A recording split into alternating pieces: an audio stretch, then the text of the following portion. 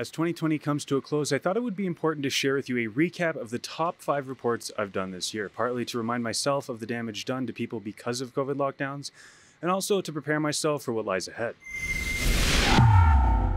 I started 2020 off by interviewing Pastor Artur Pawlowski at his local church. Artur defended his religious liberties to gather and to feed the marginalized since the beginnings of the lockdowns.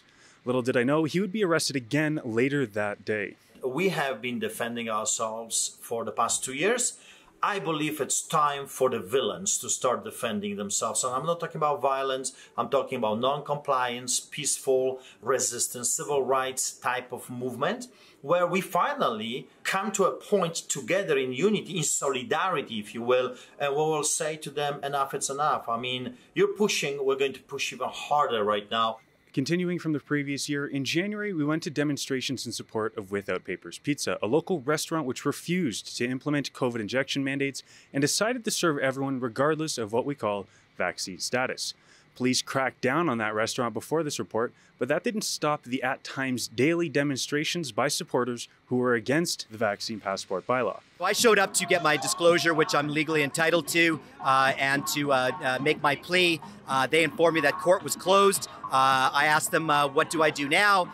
They provided me a form that allowed me to go pay parking tickets online, which obviously didn't serve my needs whatsoever. I did not go to pay my tickets, and subsequently there was 9 warrants issued for my arrest. They've since been cleared, all the warrants, thankfully, by the good police officers at District Number 1, and yeah, here we are. As January was wrapping up, and while the Freedom Convoy was en route to Ottawa, adjacent demonstrations were brewing in support of the convoy across the country. One of these demonstrations was the Coutts Blockade, taking place at the largest international border crossing here in Alberta. This event lasted 18 days, saw the lifting of numerous COVID restrictions in Alberta, and catalyzed former Premier Jason Kenney's stepping down as the United Conservative Party leader. And as I've told everybody, this is pretty serious business, and obviously you guys are aware of that, what you're doing, what's on the line, and what's at risk. So if you need Marty or me, we're here to help you. The legal fees are being crowdfunded, so that's great. And you guys will have representation. I could go on about the Coutts Blockade for days, and surprisingly, we'll touch on this event again momentarily. For now, go to truckerdefensefund.ca to find out more about the situation.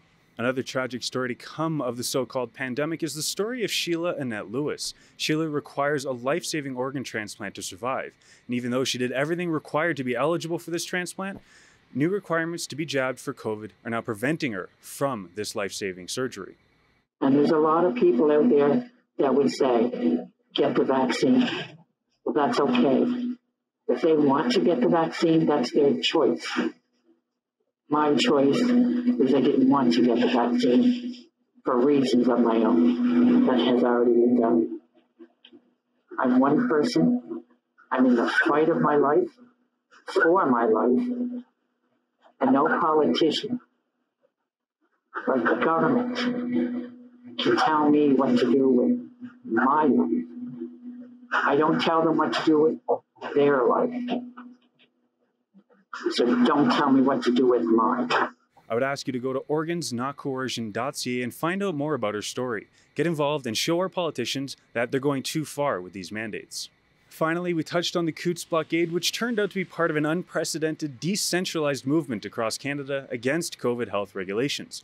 But even though the town of Coutts and the border no longer host this blockade demonstration, the government hasn't finished punishing the tens of thousands of peaceful demonstrators who supported this movement. Half a year later, under Justice Minister Chyler Shandro, 3 of these peaceful demonstrators were alleged by RCMP to have been key participants of what was a grassroots movement across the country against government health mandates. Each could spend 10 years in prison because of these charges.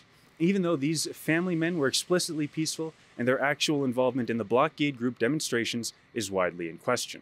I want to thank everybody for being here, and we really appreciate the support. It's phenomenal. Thanks to Rebel for being here and covering this important event as well. So thanks, guys. Thank you for all those freedom-loving people that have also fought on our behalf and are fighting for their own families' futures. That's why we're all here, right? We want to thank you all for your support. God bless you all for sure. And without people standing up to do that, it's not going to happen. So we need to take this stand and show courage that we can fight this system. And with courage builds courage. So I just anticipate hopefully that everybody can continue supporting on all levels, whether it's in town council, municipal, provincial, federal. Stay involved in your politics.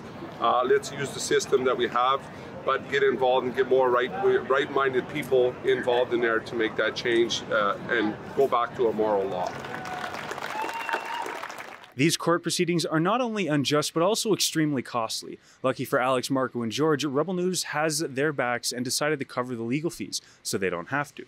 This is made possible through your donations at truckerdefensefund.ca. We're talking potentially hundreds of thousands of dollars just to defend themselves against these punitive charges.